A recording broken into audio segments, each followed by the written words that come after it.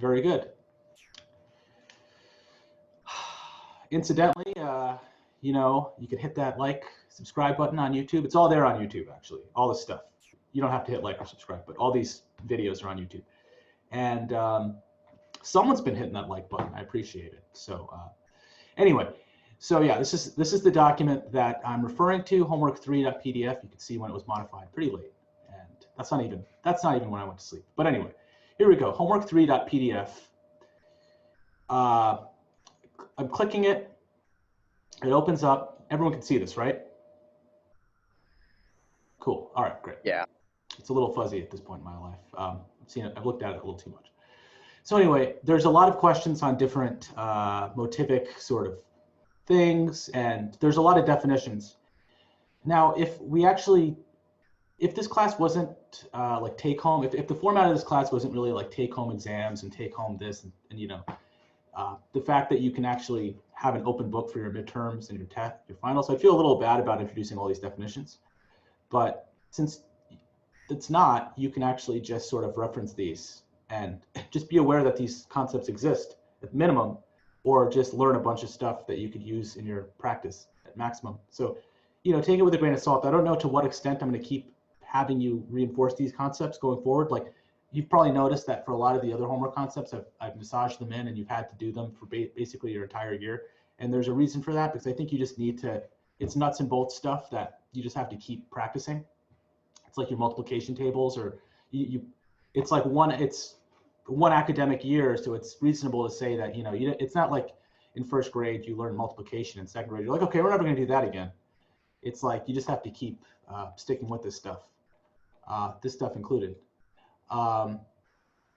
Okay, so anyway, there's a lot of stuff here, but at the very end, there's actually some homework that I couldn't help myself. I had to write something. So there are some chord analysis. It's kind of the inverse activity of what you've had for the previous couple of homework assignments, where you have to actually write out the chord. At this particular time, you actually have to analyze the chords. Some of these, there are multiple ways to analyze. I should say that these are all root position. I didn't necessarily say that, but they are. So I think if you can, try to analyze these in terms of slash notation. Someone had a question about slash notation, and I need to get back to them about it on an email. If you have a question about it, if you still have a question, just ask in class. If not, I'll address it after class. I was a little confused on what they were asking. But regardless, good stuff. You have a dictation still. It's still in the dictation audio folder. There you go. Okay. All right. So without further ado, I guess there's this thing that I want to tell you first, and it's kind of predicated on this idea of chord degrees. Okay. So I've actually went through the OneNote, and I've wherever I could so far, I've tried to update previous definitions with this idea of chord degree. So if I go to triads, you can think of triads as 3-note chords that are made up of these chord degrees: the 1, the 3, and the 5. Right? You're familiar with scale degrees, right? Because like earlier, we were talking about jazz chords and how like you kind of have to use the root note as a reference, and then you build a scale on top of the root note. And those are basically, you're comparing the notes of the chord against the root note of the scale, a scale built off the root note. Well, there's a simpler way language to discuss all this, and that's really, it's just really thinking about them in terms of chord degrees. So really, what I'm trying to say is the chord degree really describes the pitch of the note in a chord as an interval distance from the root of the chord. So for instance, for jazz chords, you know, you have the 3rd, you have the 5th, the 7th, 9th, 11th, 13th. These are all chord degrees, okay? Like, you know, the jazz has a 3rd, this chord has a 5th, it has a 7th. These are all chord degrees, okay? This became a thing that I needed to simplify, because it's something that we're going to talk about more and more as time goes by. And it's just in general a good way to think about things. And in particular, it's going to come into, it's going to become important from this standpoint.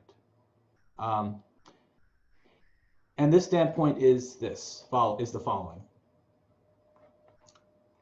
So previously, we talked about the authentic cadence. Now I fleshed this slide up out a little bit. So in the scenario that we've learned, the authentic cadence is really just going from a 5-chord to a 1-chord. Now let me just plug in my piano really quickly. It should be plugged in. I'm just going to turn on my audio engine. Oh, not wrong thing.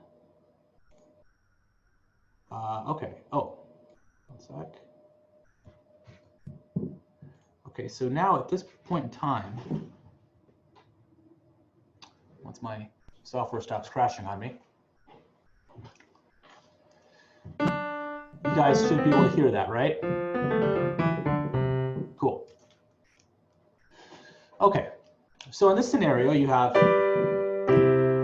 that's an authentic cadence. You're basically going from a 5-chord to a 1-chord. And, you know, this chord has the dominant function, and it's using the 5-chord to accomplish the dominant function. And that's going to the 1-chord, which has the tonic function. Right? This is a powerful resolution right here. But there are actually 2 types of authentic cadences, and they have differing degrees of resolution, okay? There's a perfect authentic cadence, political action committee, no, I'm just kidding. Perfect authentic cadence. And then there's an imperfect authentic cadence, okay? So I've tried to show you what the difference is. And the difference lies in the top note of the 1-chord. And if the top note of the 1-chord is the same note as the root, or in other words, if the chord degree is 1 in the top note of the 1-chord, then it is a perfect authentic cadence. That's very conclusive sounding. Wait, how are you determining that chord degree is 1? Okay. So this is precisely, I'm glad you asked that, because this is precisely why I started writing about chord degrees. It was just because I was trying to reconcile this. So this right here, this is a C major chord, right? So the notes in the C major chord are C, E, G, C, right? In that triad. So in terms of chord degrees, how you would describe this chord would be 1, 3, 5, and then 1, okay? Because basically a chord degree is really describing the interval like you're looking at the pitch you're looking at any given pitch in the chord, and you're comparing the interval of that pitch to the root of the chord in root position, right?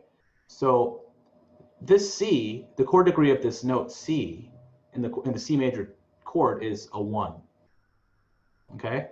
The chord degree of this E is a 3 because it's the 3rd of the chord, right? In root position. This G is the 5 because it's the 5th. This G functions as the 5th of the chord in root position. And this C is, once again, you could call it the 8 or the octave, or in the bottom octave, it's just a 1, right? So So we're basing this off the chord itself and not any longer the major built off the root, like the major scale built off the root. They're actually one and the same in some. I mean, they're very similar. They're almost the same, because the major scale built off the root. Like, okay, so for instance. Well, in this case, it's the same. But like, what if we're like a C dominant chord? Then would it be just the chord, or would it be based off C major scale? Well, let's look at a C dominant chord. So these are the notes of a C dominant chord, okay? These are the scale degrees of, okay? These are the scale degrees of a major scale, okay? So C happens to be the 1, E happens to be the 3, G happens to be the 5, and B flat happens to be the flat 7. Oh, okay. So actually, they're actually one and the same. So here's the thing. With classical people, they're not as precise. Classical folks will just call this a 7. In jazz, one of the differences is you have to be precise, and you have to call this a flat 7. Okay. Thank you. Of course. So chord degrees is actually a convenient way of describing this, because it's actually related to scale degrees in some way, but it's just it's simpler to think about in some ways. It's like the it's how can I describe this? Yeah, I mean, I guess it's in some ways they're a little bit of apples and oranges, but in some ways they're similar. It's like key invariant, because you can use the chord degrees to describe any quality of a chord between different keys. Absolutely, yeah. So if you had a D major chord, right? D, F sharp, A, D. This would still be 1 3 5 1. It doesn't matter what key we're in.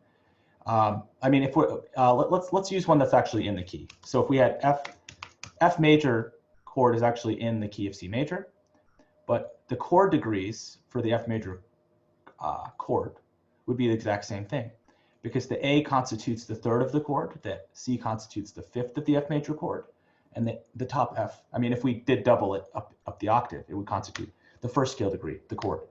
Excuse me, my voice is a little hoarse. Okay, excuse me. Okay, so anyway, hopefully this makes complete sense. So about what a chord degree really is, it's just convenient. I kind of had to differentiate it or describe it in this way, because this is really important from this standpoint of differentiating a perfect authentic cadence from an imperfect authentic cadence. So I'll play you a perfect authentic cadence. So here you have this D resolving down to C, right? You resolve on the first chord, the top note has the resolution on the first chord degree. Compare that to this.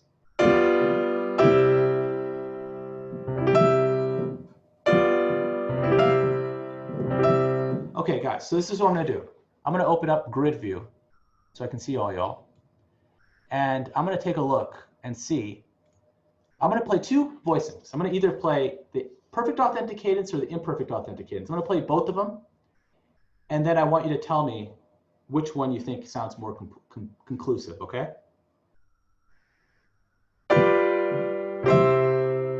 That's the first one. This is the second one. This is the second one. Okay, so the first one is, that's the first one. Here's the second one.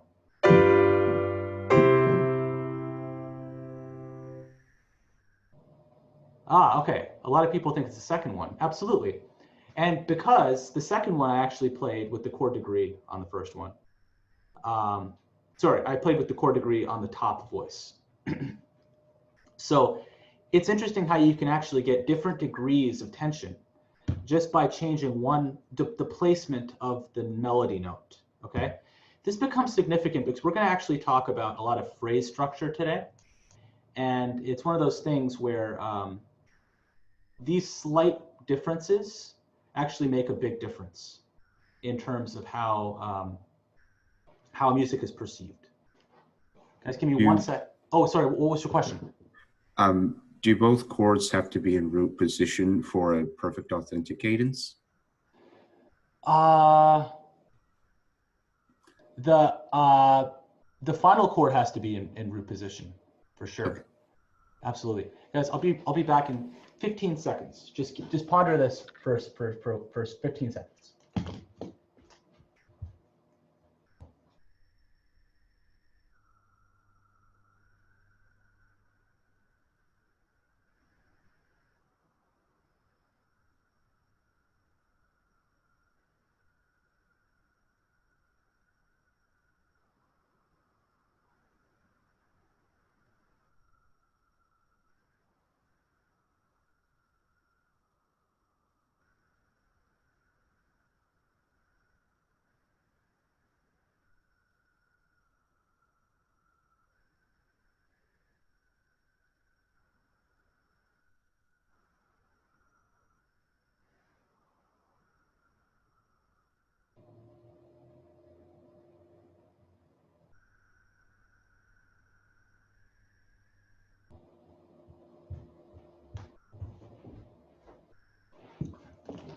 All right, class, sorry about that. Let's see. So that's what differentiates a perfect authentic cadence from an imperfect authentic cadence. Okay, does anyone have any questions about that? Okay, you've mulled it over and it's stuck. That's great.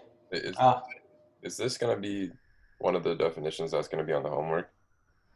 It's gonna, some of the homework stuff that some of the homework problems that you're gonna have to do are hinging upon on this, because what you're basically today, so I guess I'll shift over to the focus, the main focus of today, which is basically all of these different melodic devices and melodic transformations. So the way that this is gonna be on the homework is that you're basically gonna be, we're gonna segment music into phrases, and then you're gonna, let's say you're gonna have two phrases. And one of them, the first phrase is going to sound, it's going to have some degree of resolution. The second phrase will have, ideally will have a greater degree of resolution. So the idea is the first phrase might actually have the first phrase might have an authentic cadence. The second phrase might have an authentic cadence. But we're going to describe the first phrase as being weaker than the second phrase because the first phrase will have might have an imperfect authentic cadence, whereas the second phrase has a perfect authentic cadence. But that's basically the gist of why I brought that up. So I guess I'm gonna go through this and I'm gonna just kind of talk about all this stuff. There's a lot to talk about, so I'm just gonna kind of mow through this. So there's three ways to segment melodies, and those are motives, and there's themes. And so the first part of class, we're just going to talk about these two things. And there is a third way, which is phrases, but we'll investigate that later. So motives. Okay, here's a motive. Here's some ulterior motives. Okay, so we have a motive right here, and it's basically a short melodic or rhythmical musical idea. And it has two or more successive notes, and it has distinct melodic pitch or rhythmic patterns. And motives recur. So for instance, this one right here. Classic, right? Great. So you guys all know this one, right? You probably all don't know this one. Okay, that's a motive. How about this one? Right? You guys probably know that one, right? It's very short and sweet. Larger melodic devices are built off these small motives. In fact, when I first started composing, when I was very little, my teacher gave me this idea of just coming into a lesson with a few motives, and then you would just elaborate on these motives, and that's how you kind of gained chops, just by practicing on these different motives. And I still, to this day, this is how I think. I think in terms of small melodic devices. Is a motive a classical concept of a riff? In a lot of ways, yes. And in fact, these three melodic devices that I'm going to describe have a lot of overlap, and it really has to, it's really like you segment these ideas into these different scopes depending on what you're trying to get out of them. So like a lot of times you might describe something as a motive or a theme or a phrase, one or the other, just based on the theoretical analysis that you're trying to bring out. So it's sort of a subjective thing, and I'll talk more about that. So a theme is a longer musical idea, and typically several measures, and it may or may not contain a recurring motive, and the theme may or may not contain one or several phrases, but a theme also recurs. So for instance, like, you know, in the Beethoven, this is the motive, the theme is a little bit longer.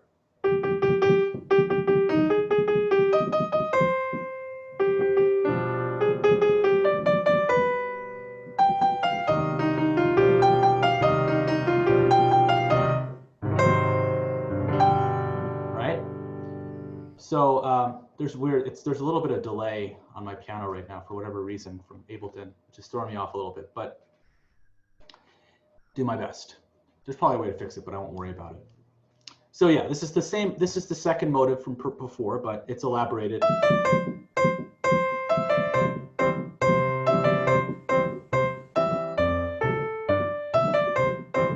Right? Or a motive. You can elaborate these into themes. So they're sort of building blocks, themes just kind of assemble these into larger forms. Contour. Okay, contour. Nothing to do with your cable company.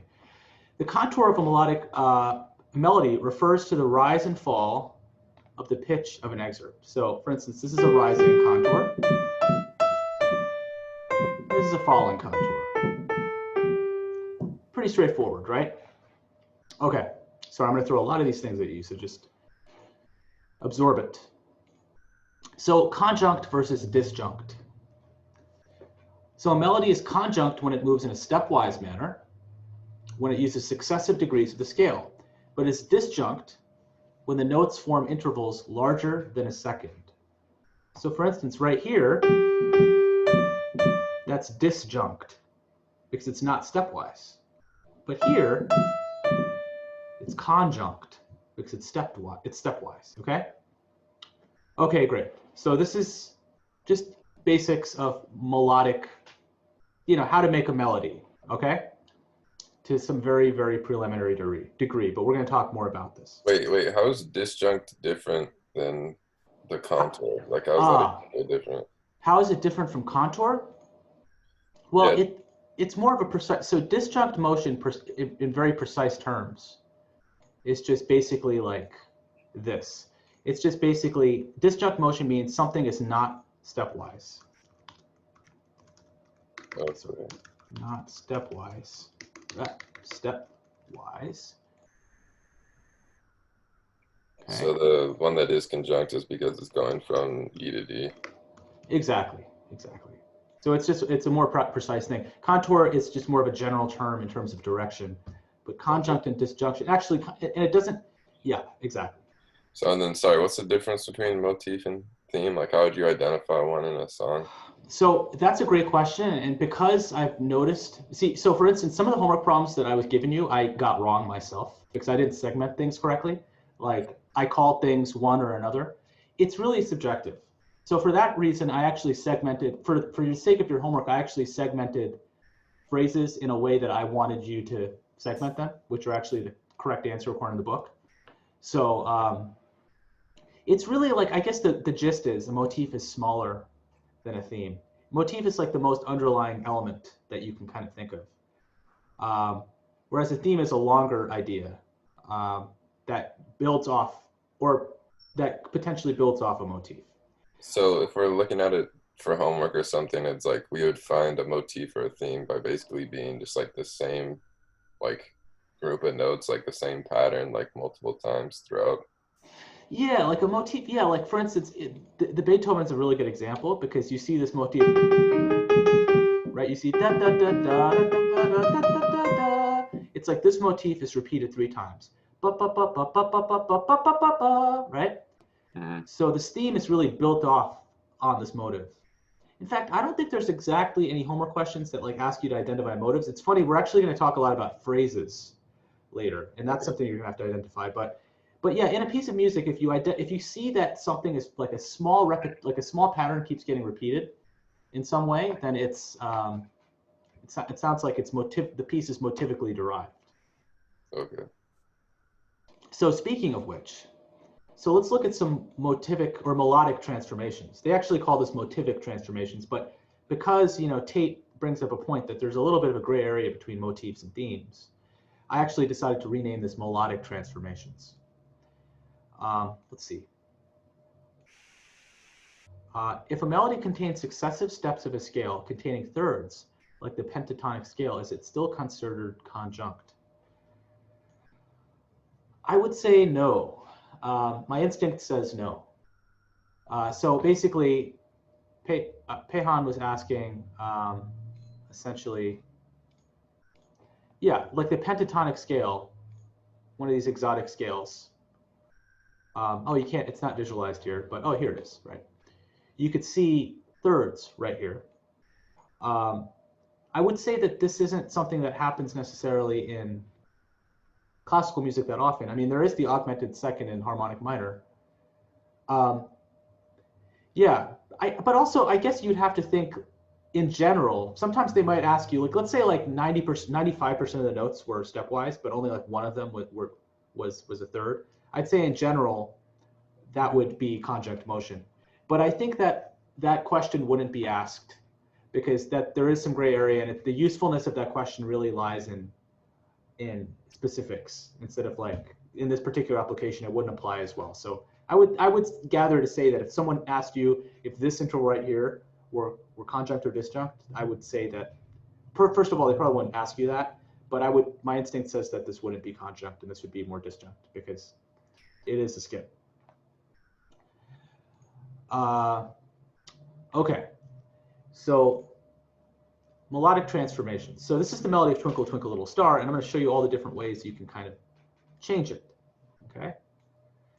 So you have literal repetition is when you take the motif and it repeats exactly the way it was when the first time it occurred.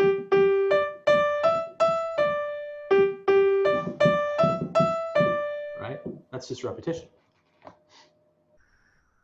All right. So sequential repetition or sequence. It occurs when a motive is repeated immediately on a different note, often on a second or third higher, that on a second or third, which that is higher or lower. Okay. So for instance,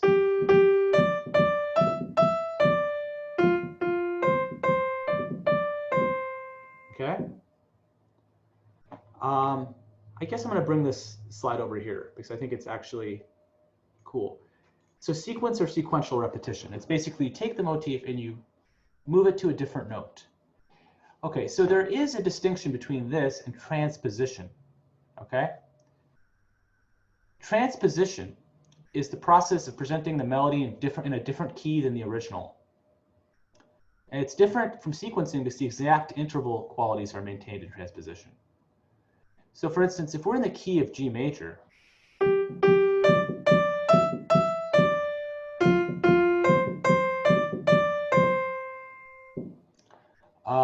this is a weird example because it's sort of, oh no, I play this wrong. Earlier, I should have played this as an F sharp, if anyone was paying attention. But anyway, so in transposition, this is the original melody, and then it goes here. It's one example.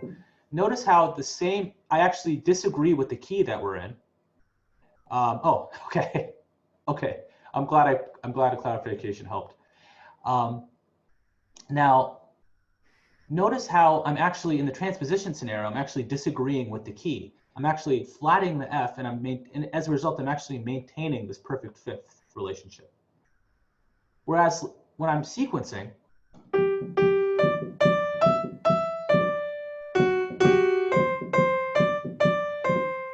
notice how I'm actually sticking to the key that I'm in, and the interval actually isn't identical from the original melodic idea, because I had a perfect fifth from this G to D, but now since I have this F sharp here instead of this F natural, which the F sharp's actually in the key, I actually have a diminished fifth.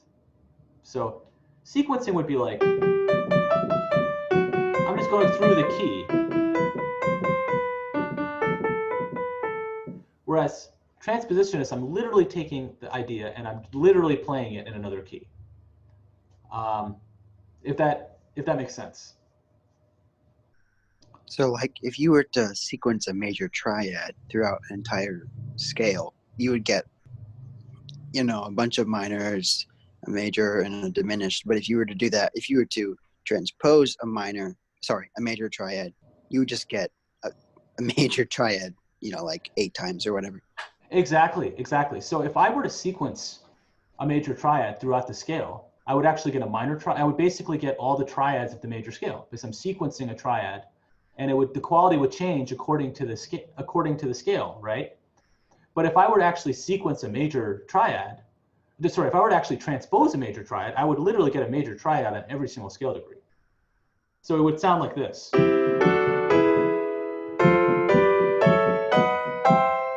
That's transposition versus sequencing. Right? The qualities, essentially the qualities of the intervals change in sequencing, but the qualities of the interval don't change in transposition. I guess I should write that down. Will change during sequencing. qualities of the intervals don't change during transposition. So that's why I wrote down that the perfect fifth, the quality of the interval changes from a perfect fifth from a diminished to a diminished fifth. It doesn't always change. For instance,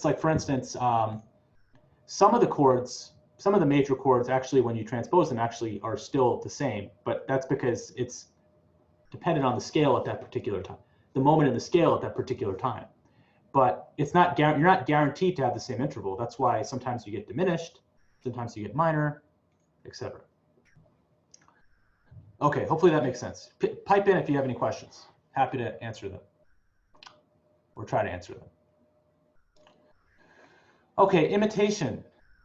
Look at all these spelling errors. That's what happens when you do things late at night. So imitation occurs when a motive is repeated immediately in another voice, such as the bass clef following a statement of the motive in the treble clef. Or one instrument kind of imitating another instrument. And imitation also has a general term, as a general term kind of means the repetition of a sequence. Am I recording this right now? Does it say that I'm recording? Yeah, it does. Okay, great. Awesome.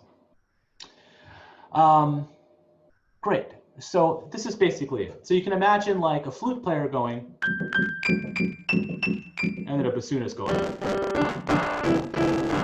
Ooh, that's really weird sounding. Are you guys hearing that distortion? Okay. Wow. Well, hopefully the flute player wouldn't play it like that. And hopefully the bassoon player would know not to sequence it literally with the same amount of distortion. Although that'd be impressive if they actually were able to include that. So that is basically imitation, okay?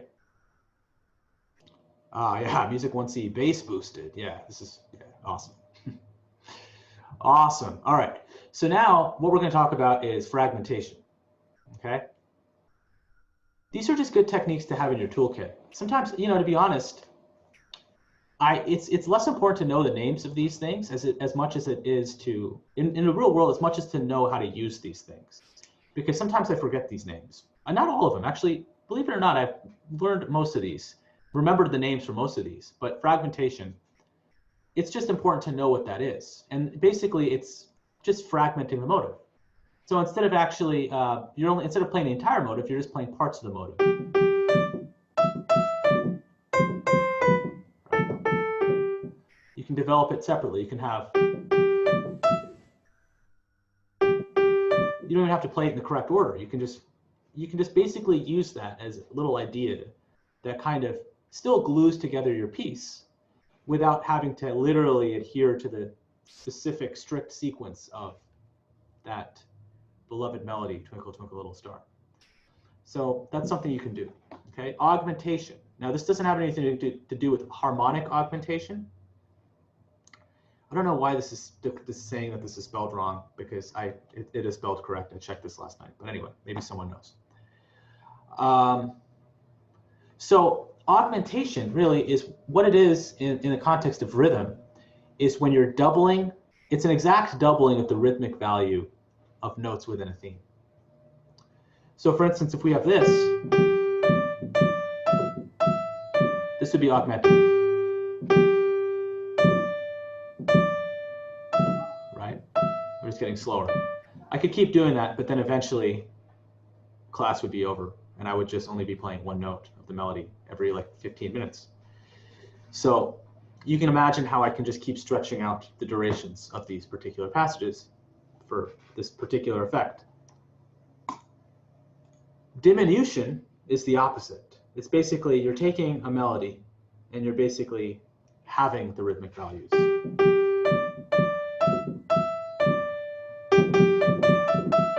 Fun, right? Cool. Okay. Extension. Not to be confused with UCSD extension. All right. An extension or extended version is created by adding notes to the motive. So for instance, I actually circled the extension.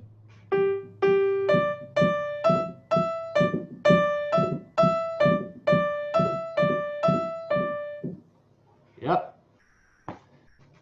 Just kind of added stuff to it. It's all good, right?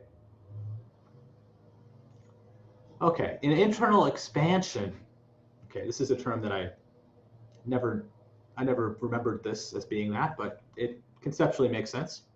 It's very similar to an extension, except you basically include the added notes in sort of the middle inside part of the melody. So for instance, instead of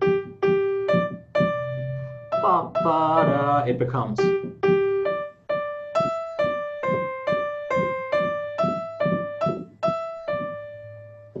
yeah, it's essentially, you know, in some ways this is what happens when you give a classical melody to a jazz player. They just can't help themselves.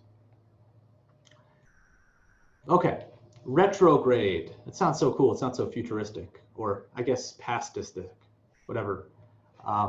It's a cool term, whatever derivative meaning it has.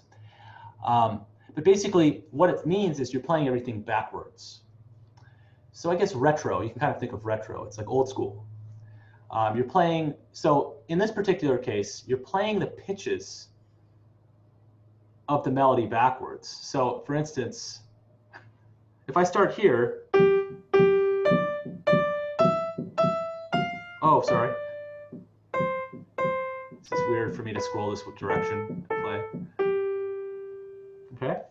So basically, I'm just playing the melody backwards. So if I play the backwards melody, it sounds like this.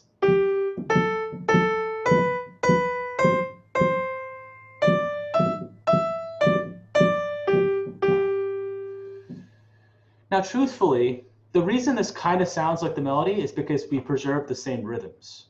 But you don't have to preserve the rhythms. And in fact, this is one of those transformations where it sounds less like the original piece when you do a transformation like this. Like a lot of composers try to be really clever and they include retrograde. And they're like, oh, you can't tell how I'm gluing this together with that and like this to that. But I don't think our brains necessarily work that way. So it's a cool device. Know that it exists, but if you're trying to communicate an idea, it may or may not be audible unless you're really attuned to this and practice listening to your records backwards as much as you practice listening to your records forwards. I guess you have to know the piece so well that you know it as well forwards as you know it backwards. But anyway, just know that this technique exists.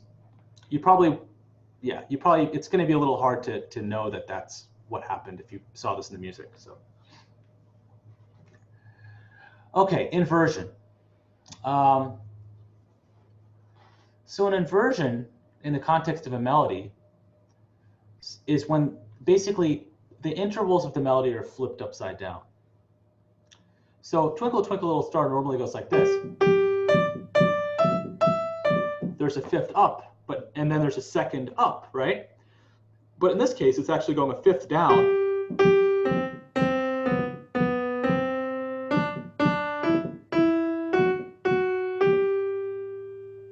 That's cool. That's actually very perceivable. Like you can actually use this and connect the dots and be like, I can see the relationship. Bach does this all the time. So it's a cool technique, inversion, melodic inversion. Okay. Truncation. It's the idea that a melodic idea can be shortened or abbreviated, and a portion of the theme is deleted. So, for instance,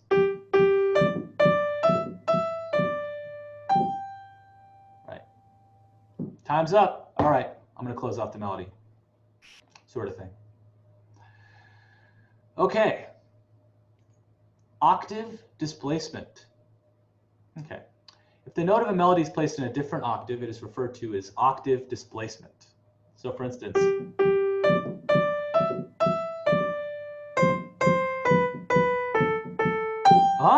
yep, octave displacement, right? Surprised you, didn't I? So, you know,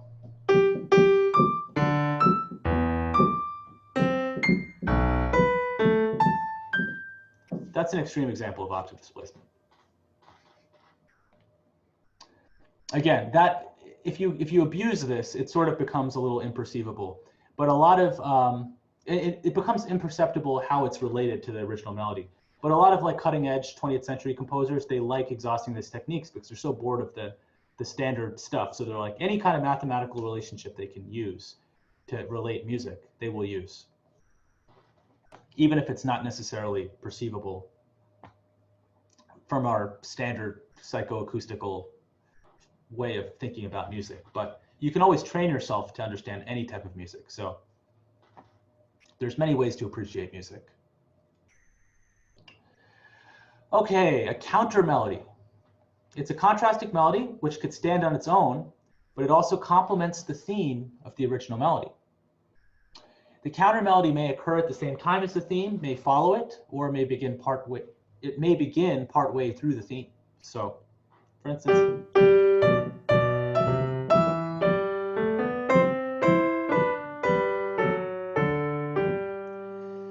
so there's a whole, this particular idea has an entire subject of study. I'm teaching another class called counterpoint. And there's so many different rules in terms of how to construct counter melodies. So it's in its own right. This is just a footnote, but you could spend your lifetime studying how to write counter melodies. And it's worth it because counterpoint is awesome.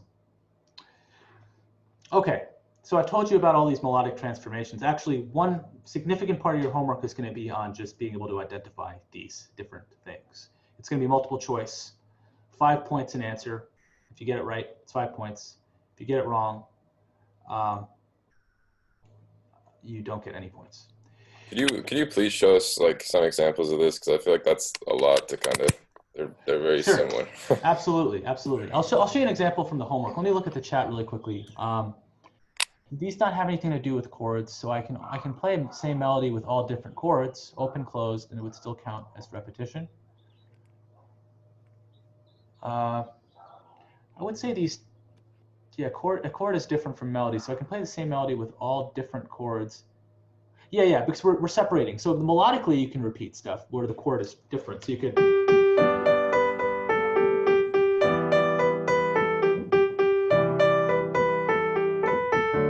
So in that particular case, the melody repeated, but the harmony changed. Okay. So let's actually look at your homework really quickly. Not that I'm going to give you the answers or anything, but let's take a look.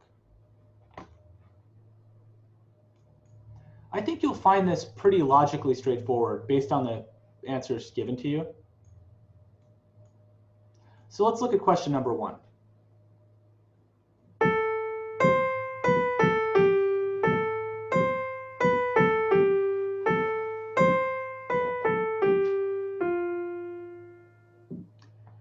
Do you guys think that's, okay, you can already see, I think, hopefully your fears are a little alleviated, right? Because they're giving you 4 possibilities. You'd have to look up all these definitions. I think that it's within your reach to look up these definitions. I guess I can give you one for free. Is it retrograde? Doesn't seem like it has anything to do with retrograde. Because, oh yeah, here's the original melody that you're comparing against, okay? So here's the melody.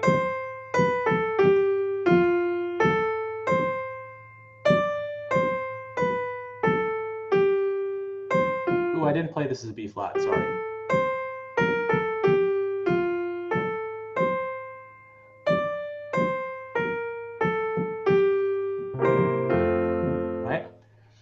So, is this retrograde? Is this melody being played backwards? You could pretty definitively quickly come to the conclusion that it's not being played backwards, right? Because you actually see the same melody start, right? Okay, so it's not retrograde. Is it imitation? Well, is this kind of being repeated in another voice? Like, is there another piano part that's just going?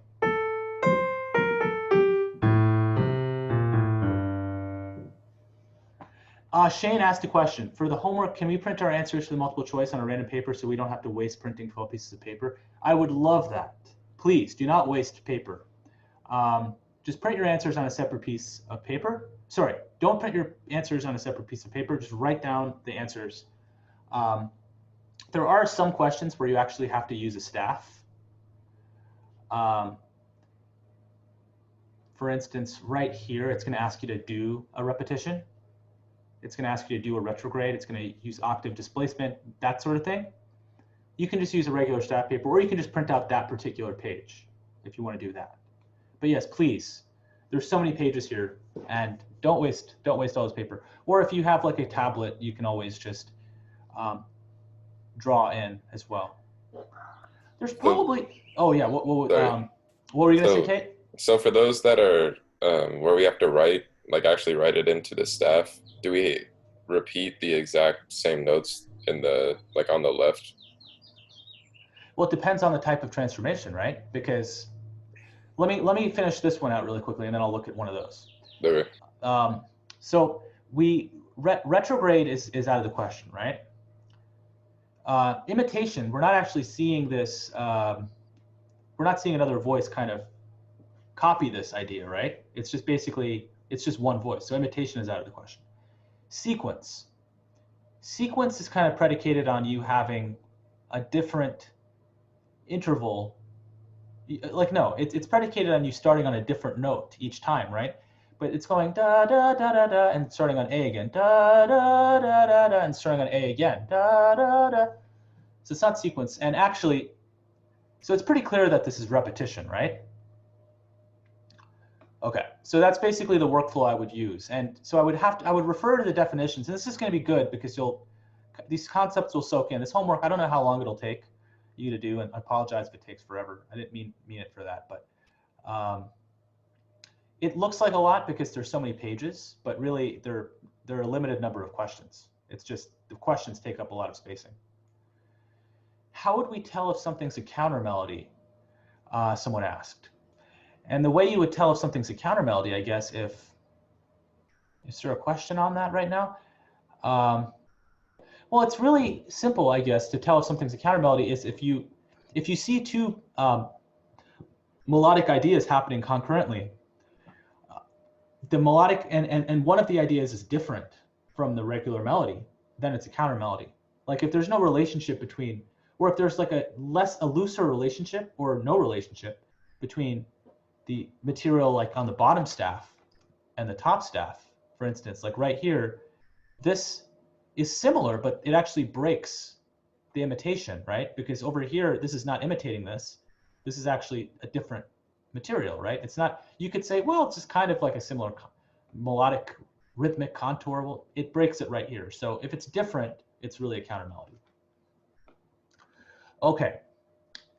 So here's the thing. So for number 17, Tate, exactly. If you saw this, write this motive in the blank measure using repetition, you would literally repeat what's here over here.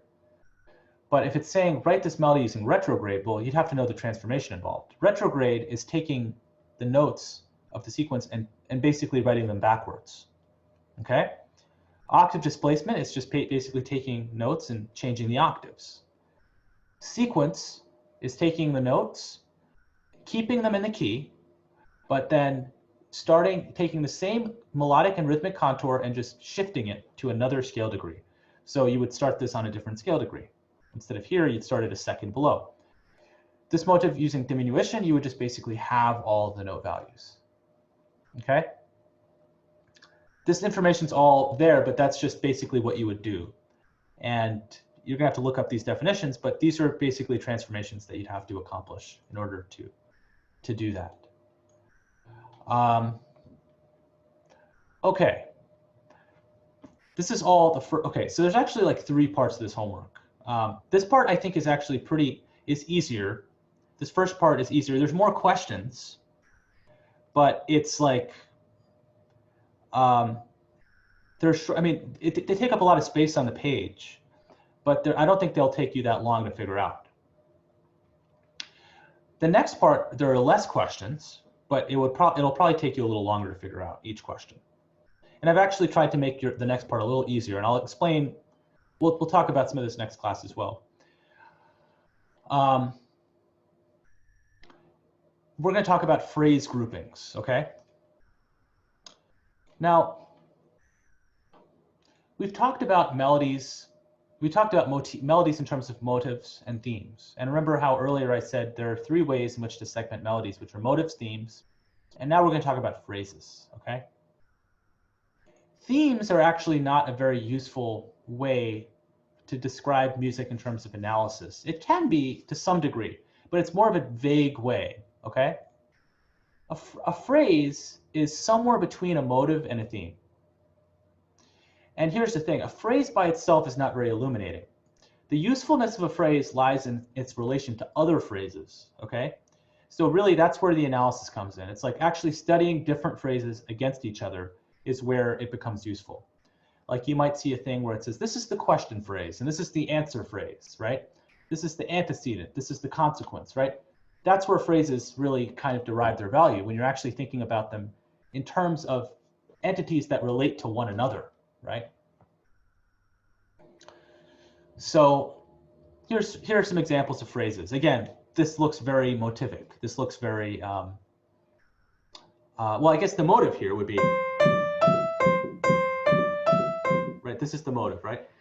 There's some gray area, right? But let's just call this a phrase. It's generally phrases are somewhere in the order of 4 bars long, okay? So I'll write that in.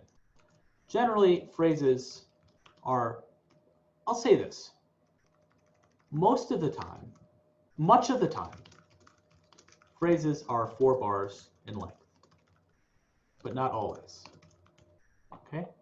So here's a 4-bar phrase. Okay, so a period consists of 2 or more phrases. The first phrase ends with an incomplete cadence, such as a half cadence, or it could even be a weak cadence, like an imperfect authentic cadence. And the second phrase ends with a complete cadence, such as an authentic cadence. So the first phrase is the antecedent or question phrase, and the second phrase is the answer phrase, okay? So I'll play this example for you really quickly.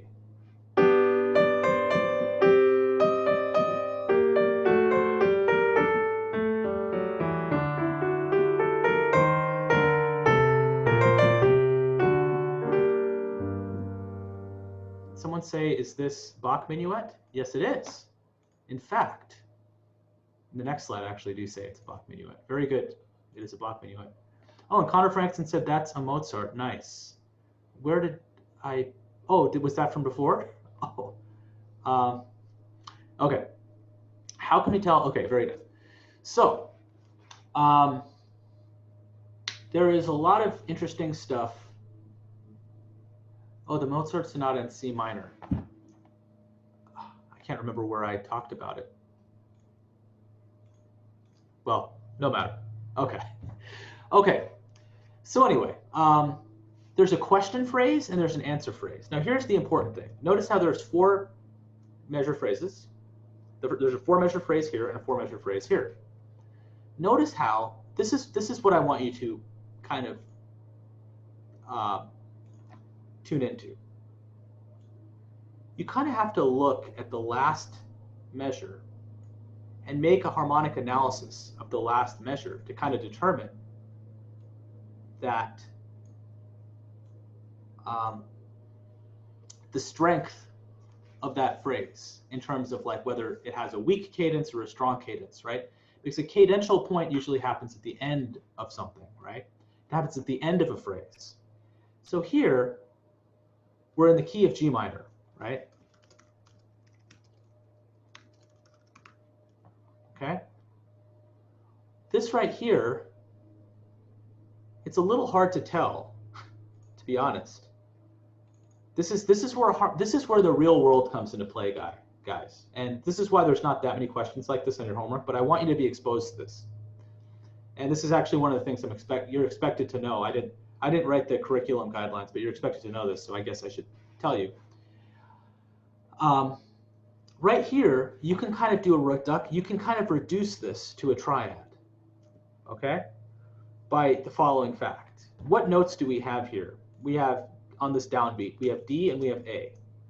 D and A, the code of life, great. So we have D and we have A. Already, in our analysis, in the key of G minor, if we have a D and an A, that's sort of like building that's an incomplete snowman, right? And it's a very particular incomplete snowman in that D and A fit very closely to the 5 chord in the key of G minor. So for instance,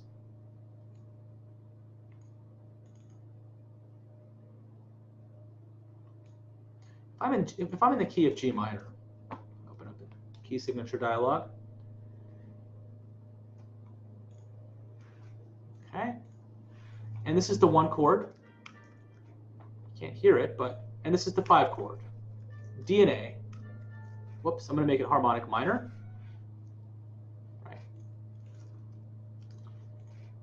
Right? Now this is the same thing, but I'm just going to leave out that F sharp. Do you see how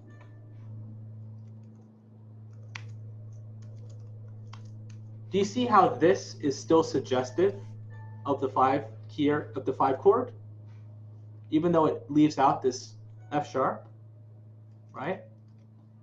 It doesn't just leave out the F sharp because it indeed happens later in the measure, right? In actual musical writing, you don't always squeeze in the chord at the very first beat. You can distribute the chord throughout the entire measure. And generally, you distribute the chord on strong beats. So right here, if I were to draw more circles, just to kind of show you stuff, you have this A, and you have this F sharp. These are happening on strong beats. And then you have this D, and then you have this A, right? These are all the notes that happen on strong beats. And then what you see when you actually look at all the notes that happen on strong beats is that you actually get that F sharp as well. The only notes that happen on the strong beats are the F sharp, A, and D. And it just happens to be that now we have all of the notes we need to determine that the chord that is being represented in this particular measure is a 5 chord, okay? I could, this is worth just talking about for hours on end just by itself. That's why I guess it's good that we're introducing this earlier and not later. But this is what you would call, this is how a harmonic analysis would really occur in real music. Because again, chords aren't always smushed at the beginning of the measure. They're distributed throughout the measure. Okay? So let me get back to the main point I'm trying to make. So this is a 5 chord. Let's analyze this chord. This chord is a little more straightforward, okay? Right? Because we have a G, we have a B flat, and we have a D. We have a snowman already, but just for fun, we can look at this G, and it doubles, right? So in this particular case, we're back to saying that this is a 1 chord, right? This is a G minor chord. In case that's not easy to see, that is a 1 chord, okay?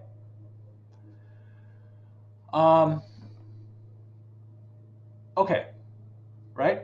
So you can kind of see now we've really determined that this first phrase, this question phrase, ends in a half cadence, right? Because it ends on a 5 chord. And the consequent phrase, the answer phrase, ends on a 1 chord, which makes it an authentic cadence.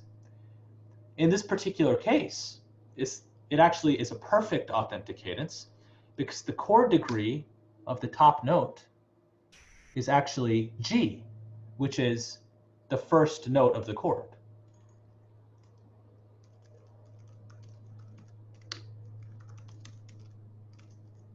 Right?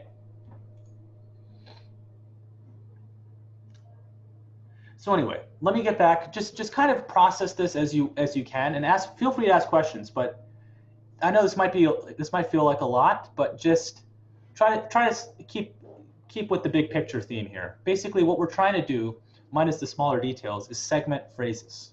We're trying to have different phrases kind of related to each other, so that we can kind of determine which phrase is stronger or which phrase is weaker.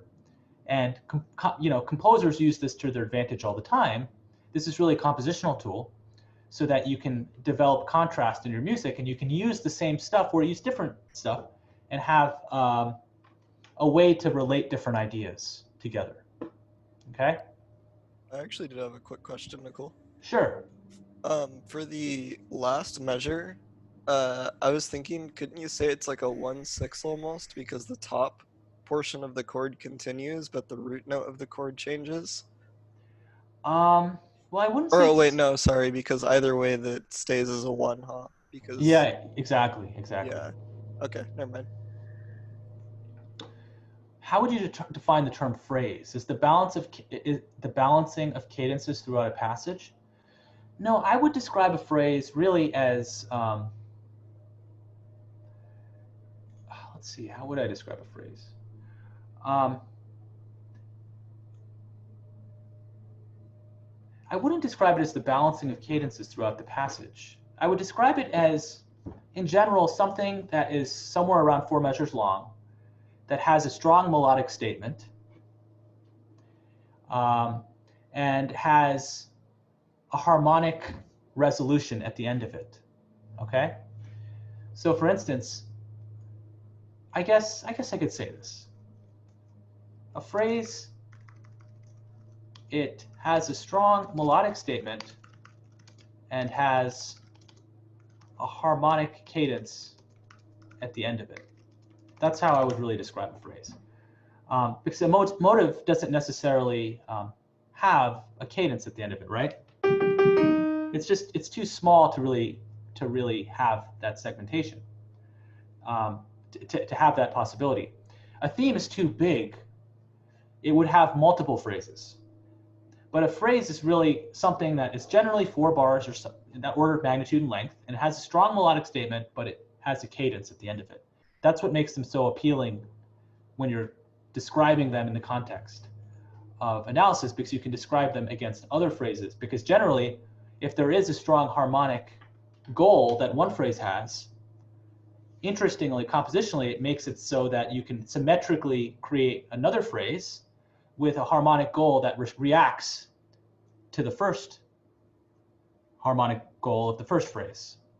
It's sort of like a question and an answer in English. How are you doing today is the first phrase. I'm doing pretty good is the second phrase. How are you doing today is the first phrase. Terrible is the second phrase, right?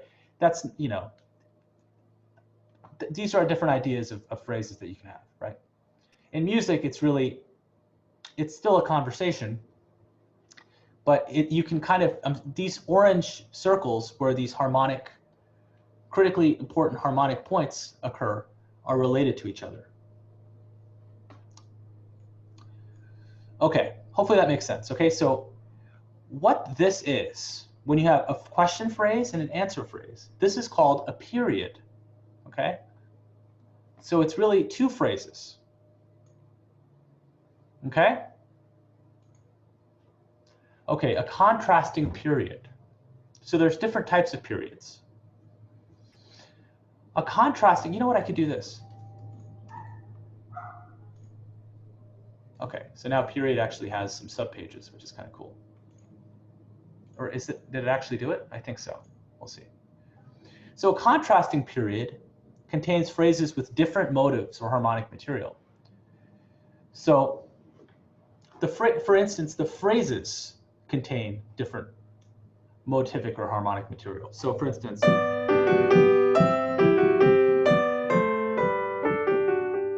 that's phrase 1. It has a nice conclusive, well, in this case, an inconclusive, but very harmonically interesting half cadence, right?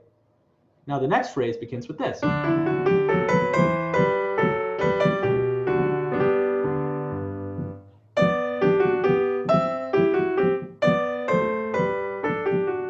Now something totally different.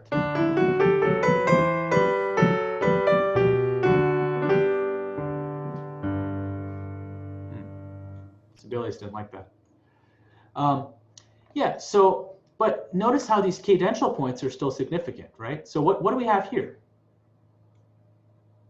versus what do we have here? Well, what do we have here? Let's take a look. Let's use that technique I was telling you about earlier. Let's just look at the strong beats.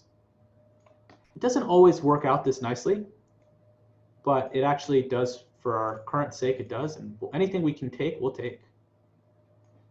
Okay, so I'm just kind of looking at all the strong beats because this chord is distributed across the measure. And generally, when you distribute a chord across the measure, the chord tones are, well, this one makes it easy because it's a snowman, right? So we're in the key of G major, okay?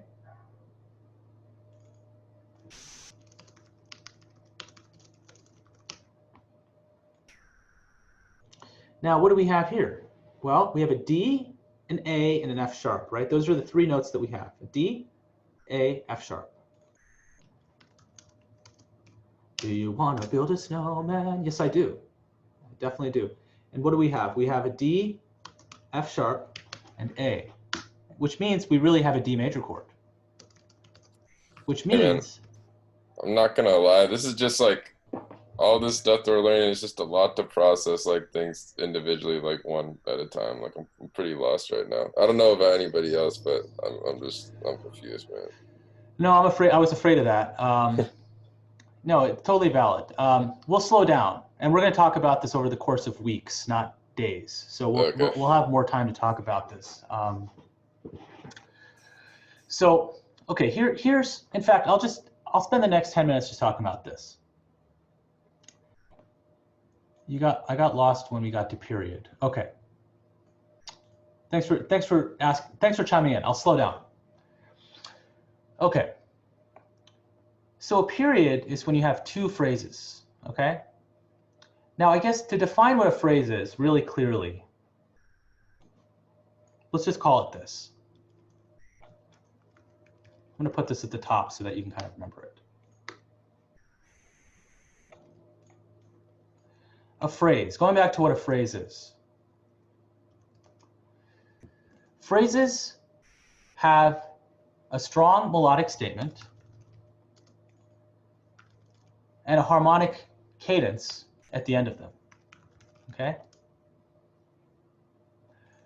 So this is kind of how we decide, the process in which we decide how to segment music, okay? Because right here it's done for us, right?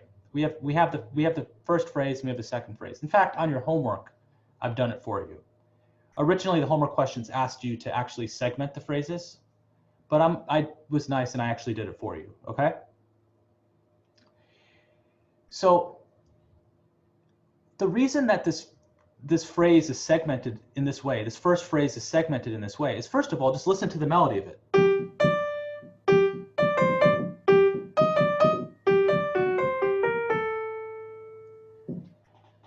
Doesn't it seem to sort of rest at the end of it? Doesn't it sort of seem to be this end of an idea? Just by, does it feel kind of like that to you?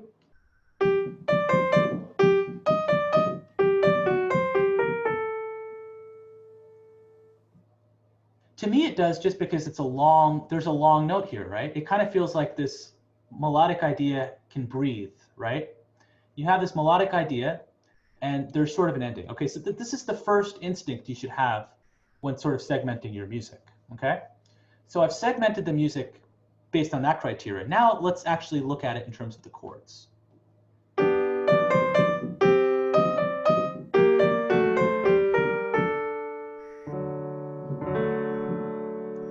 Okay. It turns out that where I decided to draw the line for the phrase was good for multiple reasons. It has a nice sense of melodic relief right here, but it also has a very interesting harmonic resolution, right? So remember, a phrase is really an entity that it's a short melodic entity. It's I guess, how did I write it? It's a strong melodic statement that has a compelling harmonic resolution at the end, okay? So you can kind of imagine it like, you've learned these cadences, right? You've learned authentic cadences, you've learned half cadences, you've learned plagal cadences, right? Now it's sort of adding melodies to these cadences and putting them to practice in the real world, right? So what you see here is a half cadence in this first phrase, okay? The way we've described it, okay? Does that make sense so far?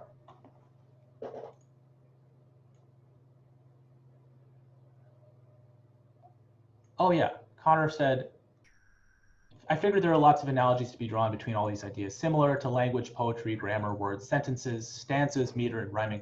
Yes, there's lots of analogies to language in this particular subject, okay? Since there's so many new things that we're learning that are going to be on the homework, could we possibly extend the due date?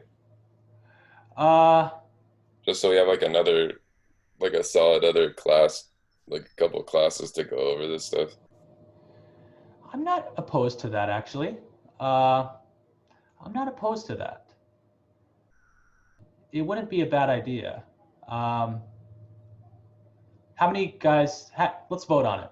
How many you want an extension on your homework? That would be all right. I Yeah, I have a lot of classes as well. Okay, great. I'll just have to cook up more examples as well, because there's a lot that can be said on this. And in fact, this is worth spending more than just a week on. So we'll extend it, and I'll have to just think of more examples. It's very time consuming for me to find these examples, but I will think of more. I will find more examples, and it'll be good. Yeah, absolutely. Let's extend it a week. It might be at the expense of learning. It might be at the expense of learning embellishing tones, but come on, who wants to learn about embellishing tones anyway? We'll see. Let's see. Yeah, maybe I'll extend this. I'm sure I mean, everyone will be happy. The TAs will be happy. You'll be happy. I mean, it's just a win-win for everyone. So, yeah, let's extend this, and we can talk more about this over time. So, anyway, in the interim, I'm going to continue talking about I'm still going to talk about the other stuff that we've needed to talk about, the jazz chords and stuff, because I don't want you to forget that stuff too.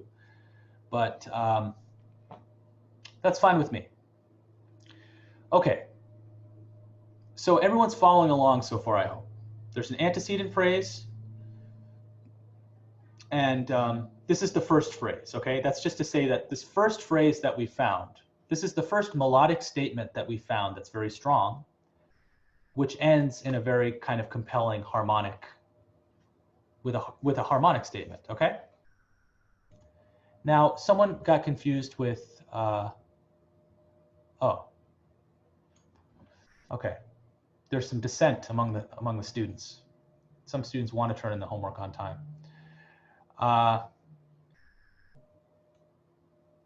Okay. Well, anyway, I'm still going to teach stuff. I just, let me think about this. Just start doing your work. I might backtrack. I don't want to.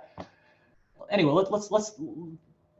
For those of you, okay, can we go over more examples on how to find phrases? Okay, I'll say this. Let me look at the homework really quickly. So on your homework, I can look at your particular homework. I actually did the hard work of finding the phrases for you. So that's what actually makes this homework a little easier. So here's why this homework isn't so hard. And here's why I think you can actually do it this week, which is I might actually make it do this week. Is because if you have two phrases, I haven't taught you all these things yet.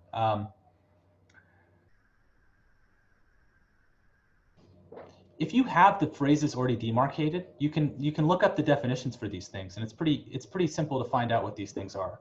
I'm going really in depth and showing you the harmonic analysis for these parts, which I think is part of the thing you have to do.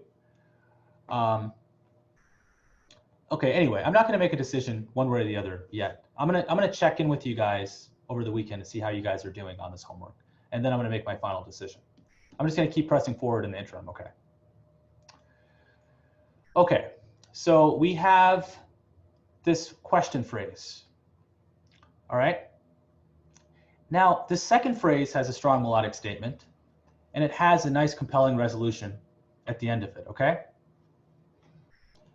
Now, by looking at the harmonic resolution here, we did a closer analysis of it, and we found out that the last measure of the first phrase ends in a 5 chord, okay? We did a harmonic analysis on the last measure of the second phrase, and we found out it ended on a 1 chord, okay? So this really is the classic definition of a period. You have two phrases where the first phrase is more inconclusive and the second phrase is more conclusive. That's what a period is, okay? There's only 4 definitions that we have to learn. So that's the first definition, a period, okay? Now, there's 2 types of periods, right? The 2 types of periods are the following. The first type of period is, a period is still made up of 2 phrases, okay? The only difference is in how these 2 phrases are related to each other.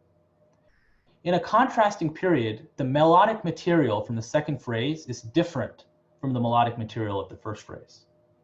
In a parallel period, the melodic material of the first phrase is the same as the melodic material of the second phrase. So for instance, check out this parallel period. I'm going to mess it up because I didn't practice it enough.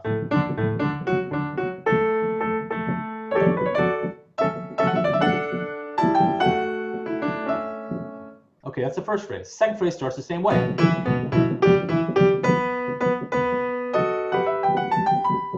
Right? So it's just basically, look at the melodic contour of these two phrases. They're exactly the same, right? You see this melodic contour right here, and you see this melodic contour right here. It's basically the same thing. Now, let's look at contrasting periods. The first phrase is very different from the second phrase melodically.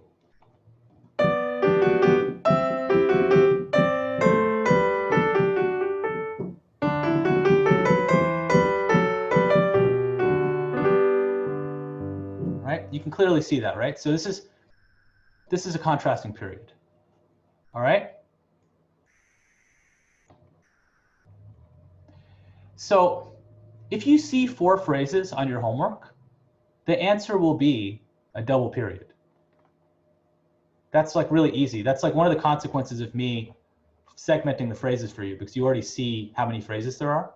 But basically, like for instance, right here, there's 3 phrases. Right here, there's 2 phrases. When you see a double period, it's just basically 2 periods. Well, one period has 2 phrases, so a double period has 4 phrases, right? I'm just kind of quickly explaining this. I'm just going to, just so you can get an idea for the homework. A phrase group has an odd number of phrases, so it has 3 phrases. I wonder if there's a homework example that has 3 phrases. Interesting. Okay. An elision is basically when one phrase interacts over the other phrase. Guys, as I'm thinking about this, I really think you guys can do this week. I'm going to take a vote on this, okay? I want to be very democratic because I noticed dissent in the chat. What if you do a poll on Zoom? It's too late because class is over. So I'm going to do a Google form, and I want you guys to let me know. I'm also available for office hours whenever. You can reach out to me and I can help you over Zoom at any time. But I think you're going to find, so I think what was difficult perhaps when I was explaining this, I was getting really nuts and boltsy about all this stuff, but you don't have to get that nuts and boltsy on the homework. I'm just trying to explain things in more depth because we have the time in class to do so. But really, it's a given in your homework that the first phrase will be weak and the second phrase will be strong, which kind of makes you wonder if this is an antecedent consequent phrase, right? It's kind of a given, right? I'm just explaining why the first phrase is weak and the second phrase is strong in case you're trying to learn. Like in case you're interested compositionally in how you create a phrase yourself. So anyway, I'm around for office hours. I'm here to help. I'm going to take a poll and see how everyone's doing on this. And I think you guys will do fine. That's what my instinct says. But anyway, does anyone have any other questions? I'm here to stick around for questions as you have them. Do you mind going back to just the regular period section real quick? Sure. So how did you determine for the 5 chord which of the notes to like? What are the circled notes compared to the 4 set that aren't? So truthfully, in the homework, you probably won't have to do this, but this is what you'll have. This is something that's good to know. The circled notes, basically, this is beat 1, this is beat 2, and this is beat 3, correct? This is the offbeat. This is the and of 2, this is the and of 3, right? So what I'm saying is that this entire measure kind of represents a chord in some way, right? Now, instead of having the chord all squashed together on the first beat, it's distributed throughout the measure, right? The chord is actually, the notes of the chord are distributed throughout the measure. And what I'm trying to say is that statistically speaking, the notes of the chord will actually be on the strong beats, the big beats. So they'll happen on big beat 1, they'll happen on big beat 2, and big beat 3. Statistically speaking, the notes of the chord won't be on weak offbeats. So that's how when I looked at these particular notes, I circled all the notes on all these big beats. This is beat 1, this is beat 2, and this is beat 3. It just happens to be that if I circled every single note on these 3 beats, I get these 3 notes, D, A, and F sharp, which conveniently make up a D major triad, which is how I knew that this is a 5 chord in the key that we're in. Okay, thank you. Yeah, of course.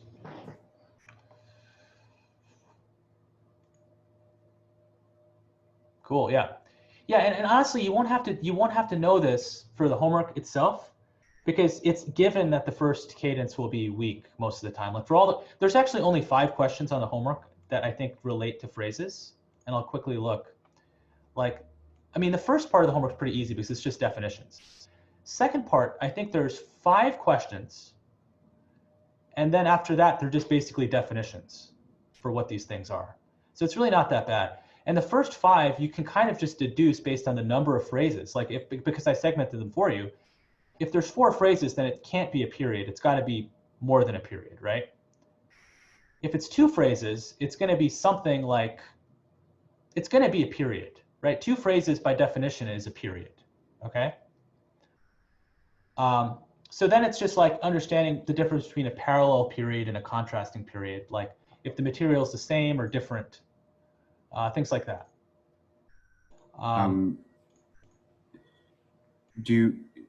Does internal expansion have to increase the length of a phrase, or do ornamentations and things like that also count?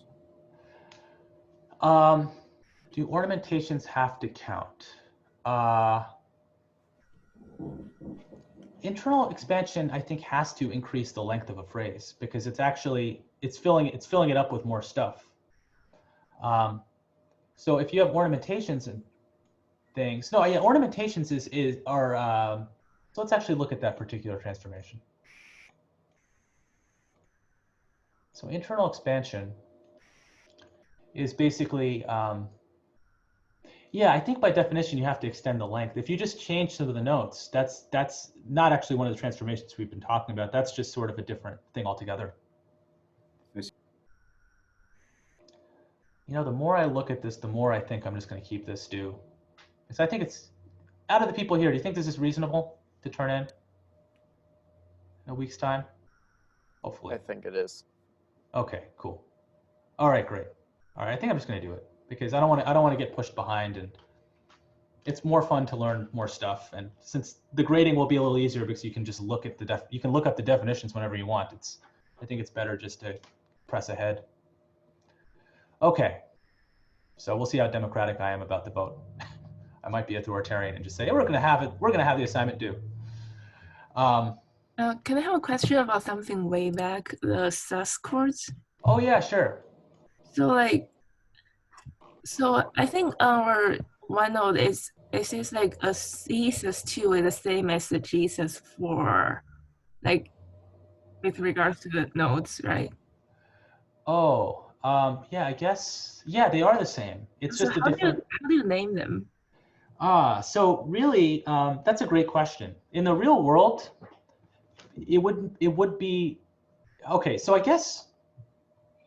Is it like where it resolves to? So if it resolves to C, it's a C sus 2. If it resolves to C, it's a G. I think you just answered the question. You answered it better than I could have answered it. That's exactly it. So you kind of look at the context of where the chord is. So if the chord is like surrounded by a C major chord, then it would be a C sus 2 instead of a G sus 4. Okay. And there are situations though where you could name things either way, and nothing problematic would happen. But yeah, that's a great question. Okay. Yeah, it's the same issue we have with augmented and diminished chords because they're all, well, augmented and diminished chords actually, you know how to spell them because you can build them into a specific snowman and they'll tell you what root of the chord is. But it's a little difficult on this. Yeah, for this, it could be many different things. But yeah, look at the context of the surrounding chords. It's a great way. Okay. I have a question on the previous homework. Sure. For the extended chords, it didn't indicate by slash inversion what the base note is. So as long as it's in a closed position, did it matter what inversion we put it in? Is it which part are you looking at? Part 2? Yes. Oh, so can you give me an example? Like, for the D7, 9 sharp 11, 13, does it matter which inversion it is? Oh, I think you were the one who asked this question. You asked Rebecca, and then she forwarded. Oh yes, that was me. Okay, great. I was wondering. Okay, I'm glad you asked this because I was a little confused. I would keep this as root position for the sake of the TAs because all my answer key is all in root position. If that's what you're asking, like have the D on the bottom. But all the notes have to be in octave because it says for all the chords in closed position, correct? Oh yeah, all the chords are in closed position. So it would actually encapsulate almost 2 octaves because it would. Oh, okay. Because it would just. Okay, I see. Yeah. So the definition of closed position with extended chords doesn't mean just 1 octave. No, it definitely doesn't. Okay. Closed position, actually, that's a good question you asked. I don't know how I'm going to assimilate this and the last person's question into the one note, but yeah, it doesn't. It basically means stacked thirds. So actually, if you squash it within an octave, you're actually losing that stacked third relationship. I see. Okay. Yeah, good question. Yeah, because certain jazz theorists get mad when you put these upper extensions in the bottom octave because they really consider them they consider that third relationship as continuing, and when you put it down an octave, you lose that third relationship. Okay. Well, I messed that up then. No worries. I think they'll give you leniency on that. I don't think the TAs will dock you on that because the notes were correct. They might give you, who knows what they'll do, but I think you'll be fine. If let me know how it goes. Can I ask just one more question? Oh yeah, ask away. On the perfect authentic cadence, in a previous course, we defined it as both chords being in root position, but that was discussing just like the common practice period. So I want to make sure that our definition encapsulates a more general thing. You said a perfect. What was the definition you were describing as a perfect authentic cadence? That both chords 5 and 1 are in root. Yeah, I think I know for the one chord. I'm pretty sure the one chord is the one chord I'm pretty sure is in root. The 5 chord I'm not so sure is if it's in root. But I think in order to have a compelling cadence, I definitely know the one chord has to be in root position. I'm always 99.9% sure because I feel like someone always breaks the rules. But yeah, but you said you learned a definition where they didn't have. Have you learned a definition where they didn't have to be in root position? No, the definition I'm most familiar with is that both the 5 and 1 chord must be in root position, so we have a certain motion in the bass line. Okay, you know what? Let me add that in then. I think you're right. Yeah, both. Okay, chords must be in root position. Okay. Yeah. I think you're absolutely right. Yeah. In addition to the fact that the chord degrees have to be a certain thing. Yeah. Well, thanks for bringing that up. Thank you.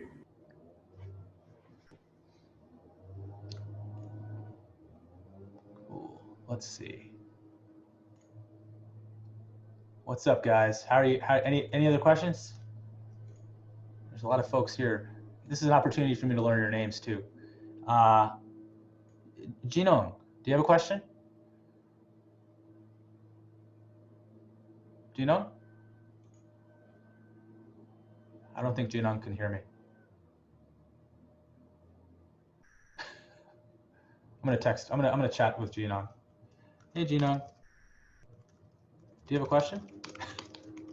No, I'm just gonna say, hey Jinong.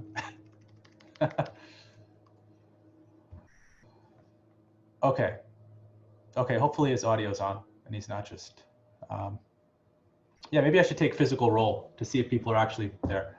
Okay, let's see. Who else can I call on? Luke Powell. Oh, okay. Angela, let's see who said. Oh, okay. Angelica, thank you. See you later. Okay, let's see. Luke Powell, are you there? Oh, see you, Zifang.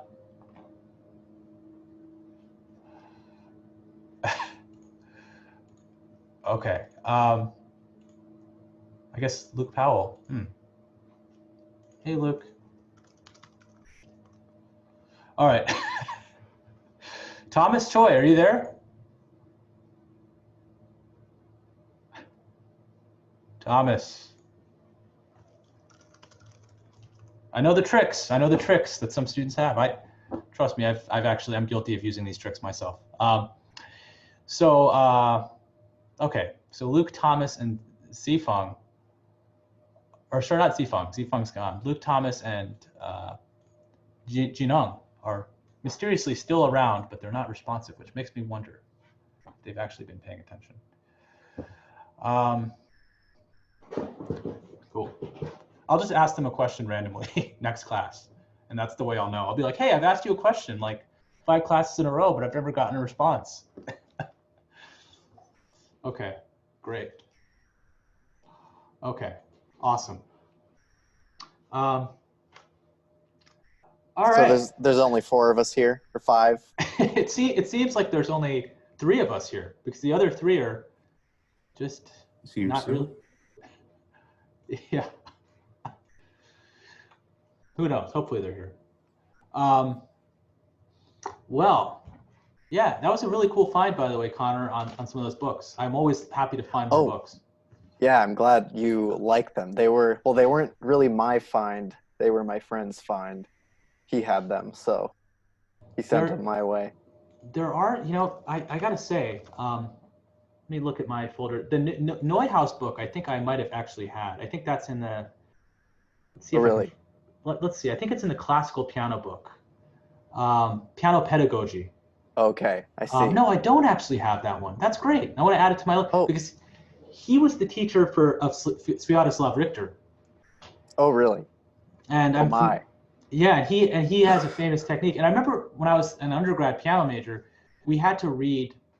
Every one of us was assigned to read a pedagogy book, and we gave presentations, and that was one of the books. And I see. So you read that one? No, I see. Honestly, I kind of skimmed the book I was supposed to read, and I still feel bad to this day that I haven't fully read it. it's dense stuff. Some of that stuff is hard to read 200 pages of. I'm sure. Yeah, it seems pretty dense. I just looked through some of them, and I'm like, oh, geez.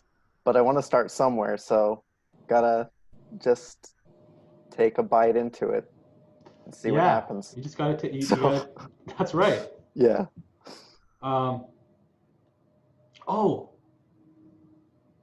Oh my gosh. What's up? Oh no. No, never mind. Never mind. That's really funny. Okay. Okay. Okay. What was I gonna say? No, it's funny because I asked. There's this guy Adam Neely who has a YouTube channel, and I submitted something to his how to not suck at music thing, and basically it critiques your music. And one of my students said, "Hey, have you watched Adam Neely's new video?" Which makes me wonder, did I get featured in this video? That'd be awesome. Oh wow! Yeah, check it out. You should share that with us. I want to see if it. Yeah. Yeah, I'll share it if he doesn't say I suck. Then I'll share it. Okay, yeah, for sure. Or even if he does say I suck, I'll just be like, okay, I can learn. Wow. That's crazy. What's that? Sorry. Oh yeah, the Mozart guy is this. Oh, that one. Yeah. That's the one. Yeah. Yes. Yeah. Where? Oh, that was the parallel period, I guess. Yeah, I think, or maybe it's in the homework. I don't know. Oh, but okay. I like that one. It's very cool. Oh. Also, all this, these like transformation stuff, this is the kind of stuff that I think category theory would be useful for. I don't know. Whatever. Yeah, I need But to. I definitely need to watch it. I've been overdue on watching it. it's kind of, it's not very fun. So yeah, but I definitely think that it would be something that can like help structure like different ideas in music. For example, somebody asked whether I think it was Pehan who asked if Yes. like if you were in a pentatonic mode, whether you would have like it could still be considered conjunct if you used those notes in a scale. And I think like in terms of category theory, you could like have these different different modes, and you could, just like we were kind of talking about before, how you can like translate between like the wheels of a bicycle and the wheels of a car, like these different kinds of vehicles. You have the different parts of the vehicles. You could have like a different mode of conjunctiveness, whereas like this is conjunctive or conjunct in this kind of mode, and then this is the definition of conjunct in a different kind of mode. You could translate between the two. But I don't know. And the definition of conjunct generally just applies to our scales based on the ecclesiastical modes, correct? I think it's based on that. Yeah, I guess it would be. And also the chromatic scale? Yeah, it's hard to. I guess. I think it's just anything. I think it's agnostic to any scale. It's just more of the stepwise Intervals. Yeah, the intervals, because that's why I think the pentatonic scale wouldn't be conjunct. But yeah, yeah, that's interesting that those transformations can be made about Connor, about with this. Depending on how you, the interesting thing is that you can like kind of define how the transformations work. So you can kind of decide what structures they are that you're interested in and then draw analogies between them. But I honestly don't know enough about it. That's why I want to figure it out or some way, because I know that people do use that to structure music. I'm not sure exactly how they use it. I'm just sticking around because our conversation's interesting. Oh, yeah. It's cool. Yeah. This guy, Connor is a math major, and this category theory stuff apparently is a really cool way to combine math and music. And sorry, I keep babbling about it. I just think That's really cool. It's interesting. Yeah, I don't know if you guys I don't have check it out. the What's knowledge to understand, but it sounds interesting. I wonder what Gina thinks about this. Gina, I'm just kidding. He's not listening. Yeah, no, it's super interesting. What major are you, Pehan? Chemical engineering. Oh, okay. That's cool, man. What year are you? Just first year. Oh, okay, gotcha. It seems like you have a good amount of music knowledge, which is cool. I took AP. Oh, okay. Very cool. Okay, nice. Well, Trying to get into 120. Music 120. Yeah, man. I will say this. A lot of the stuff that I got from today's class was taken directly from this playbook. So it's stuff that you will have probably already learned. Yeah. So Nice. I found it had the clearest explanation. So I don't know if you have that exact book, but it was literally, a lot of those examples were literally lifted from that book. So did you do piano in high school as well? Yes, I got into some pretty interesting repertoire too. Oh, that's cool. Like what? I played a Liszt etude and a Prokofiev concerto. Oh, nice. That's fantastic. How was the realization of the concerto? Did you play it with like two pianists? Yeah, it was the fourth movement of the Prokofiev second. Oh, okay. Fourth movement of the Prokofiev second. Okay. Wow. That's awesome, man. That's really And great. Are you still keep? well, not. I don't have access to a piano right now, unfortunately. Oh, well, you could ask. I mean, once quarantine's over, I would talk to Alec Harris and maybe become a. If you're really stressed and you don't want to be a music major, I know some people that I'm sure he would be happy for you to be a piano minor, and that does exist. Oh, I see. Yeah, thank you. Yeah, he's Alec is amazing because he not only does he play all of the not only does he play like the most experimental repertoire, he's one of the few people that I know that is equally comfortable playing like the most experimental repertoire, but playing like he played a concert where he played all the Chopin etudes, Oh, wow. and he played all the Debussy etudes, and so he's so at Whoa. home with the repertoire that I love, and it's kind of unusual to find an ally like that at UCSD where everyone's so experimental. But Alec. Could you repeat his name?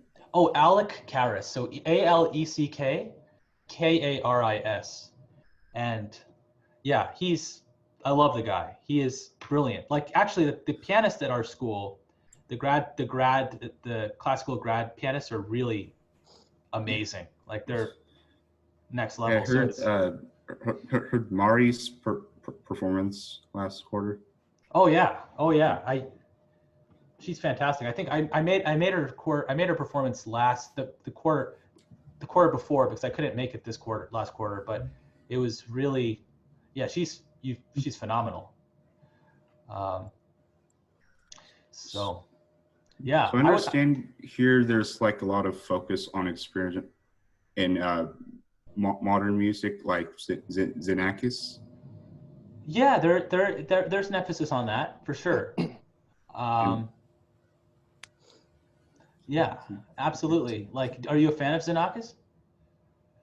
No, but I just saw a poster about the concert that happened a few years ago. I don't really understand that kind of concrete music, but it just seems interesting and kind of surreal that I'm at a place that embraces that. Yeah, it is. It definitely is. Like it's UCSD is the cutting edge. It's the cornerstone of it. In every aspect of it, we're pushing the limit. I know Xenakis had a piece of music that was closely mirrored on architecture, and he was an architect, I think, by trade before he became a musician. Mm-hmm. I think I heard that. I don't know much though. Yeah, no, I don't know much of his work, but there's a big exhibition in the 60s that was created. This gigantic, he was very mathematically derived. I guess he created stochastic music, like stochastic process derived music. That's like his big claim to fame. Yeah. Mm-hmm. It's all computer. His music is mostly written for computer produced, right? I think a lot of it is, yeah. I'm not that familiar with all his repertoire, but I think a lot of it is because that's the only way you can get those distributions the way that he wanted them. But yeah, just a very interesting way of thinking. Yeah, if you listen to it, it's kind of mesmerizing. Like even though it doesn't sound like ordinary music, it's still, the sounds are like, whoa, what's going on? I don't know. I heard that he told a pianist that it's acceptable if you only play like 80 to 90% of the notes in one piece accurately. Yeah. Oh, close enough. Yeah, I guess from a statistical standpoint, that is. Yeah. 80 seems kind of low, but 90 seems, I don't know. But yeah, I think Frank Zappa had a similar experience when he had some of his work performed by, I can't remember which orchestra, but he was like, yeah, how did it turn out? He said, yeah, they got like 90% of it right. Yeah, and that's a success. That's an A. That's an A. Yeah, I've never had my experimental pieces performed exactly the way I've wanted them to. I think that's one of the reasons I don't write as much experimental music.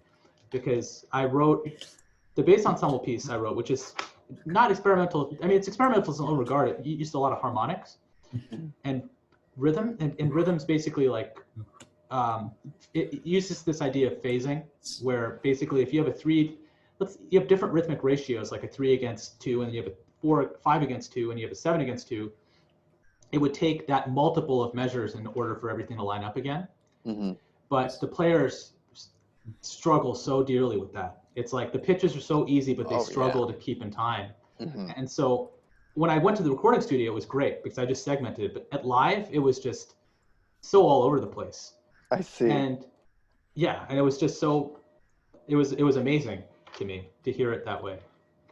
Because I was like, this is not how I imagined it. This is not how the computer rendered it, for sure. Okay, yeah. But did it still kind of work? Like, did the musicians kind of try to make it somehow, like, was it interesting in a good way?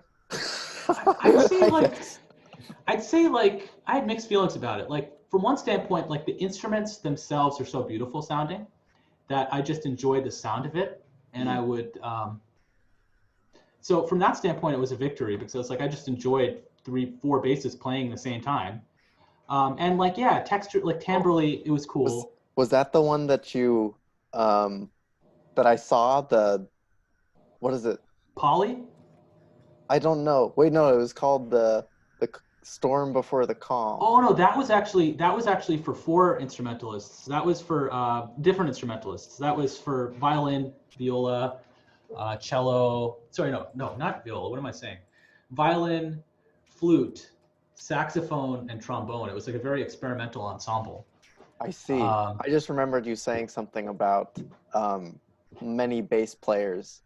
I guess that was that one that you were just talking about. Yeah, and that came out great on the recording because they didn't like that I segmented them like that, because they were like, "Hey, why don't we just do one run through from beginning to end?" I'm like, "Nah, let's just do it section by section," because I knew they were going to get out of phase, and then it hurt their feelings. I mean, I think Mark he got over it very quickly, but at first he was like, "Oh, you sure you don't want to do like one run through?" I'm like, "No, I'm happy with it sounding exactly the way I wanted it to sound."